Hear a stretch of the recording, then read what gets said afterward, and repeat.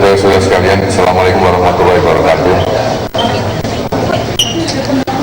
Hari ini kita menghadapi satu peristiwa adanya demonstrasi yang lazim disebut gerakan demonstrasi 313 ya. Dan sudah berlangsung tadi dan umat masih ada di sana. Kemudian hari ini ada perwakilan yang ingin bertemu dengan Presiden Republik Indonesia untuk menyampaikan aspirasi ya, dari demonstrasi 313 itu. Lalu Presiden menugaskan kepada saya, Menko Polhukam, untuk menerima demonstrasi itu, perwakilan demonstrasi itu, utusan demonstrasi itu, untuk mendengarkan aspirasi apa yang kiranya akan disampaikan kepada pemerintah ya. Saya sekalian, Presiden tidak langsung bukan berarti beliau menganggap remeh ya suara umat, bukan. Presiden tidak menerima langsung putusan dari demonstrasi bukan karena beliau ya, tidak mau menerima secara pribadi. Karena apa? Karena demonstrasi di istana itu tiap hari. Kalau tiap hari diterima Presiden, maka pasti Presiden nggak bisa kerja. Dan karena asas keadilan, maka demonstrasi biasanya diterima oleh yang mewakili Presiden. Dan karena demonstrasi cukup penting, ya, maka saya menerima utusan perwakilan dari demonstrasi itu. Di mana di sini Pak Usama Isam, ada Pak Amin Rais, ya, dan banyak ustadz-ustadz yang ternama yang bersama-sama kita. Saudara sekalian, kita telah melakukan perbincangan yang cukup intens dari hati ke hati dengan suasana ukhuwah Islamiyah, ukhuwah wataniyah, dengan semangat tabayun mencari kebenaran dan dengan saling menghormati posisi masing-masing, maka kita masuk dan titik temu. Untuk para demonstran yang melalui perwakilan itu sudah jelas ya, pertama, jangan sampai ada kriminalisasi kepada ulama. Satu ya, karena hari ini ada penangkapan para ulama. Yang kedua, minta langsung ketemu Presiden. Dan yang berikutnya adalah masalah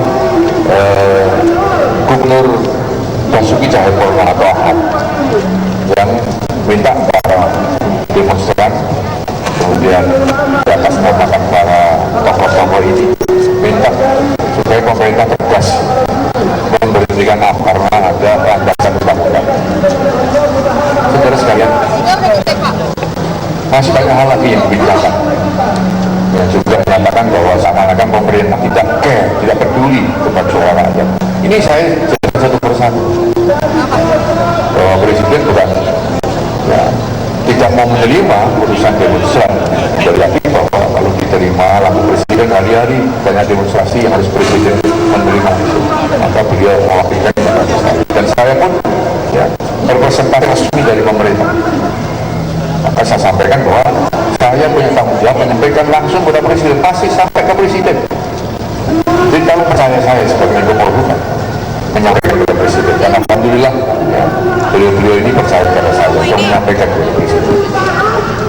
Berbicara masalah kriminalisasi para ulama, tentu aparat keamanan punya alasan tertentu ya untuk menangkap para ulama. Saya akan tanyakan para tokoh mengatakan bahwa paling lambat sore ini harus dibebaskan. Kalau tidak umat nggak akan pergi. Tapi dia saya sampaikan bahwa itu bukan soal umat, soal kebebasan, tapi masalah keamanan nasional, masalah ketertiban keamanan masyarakat.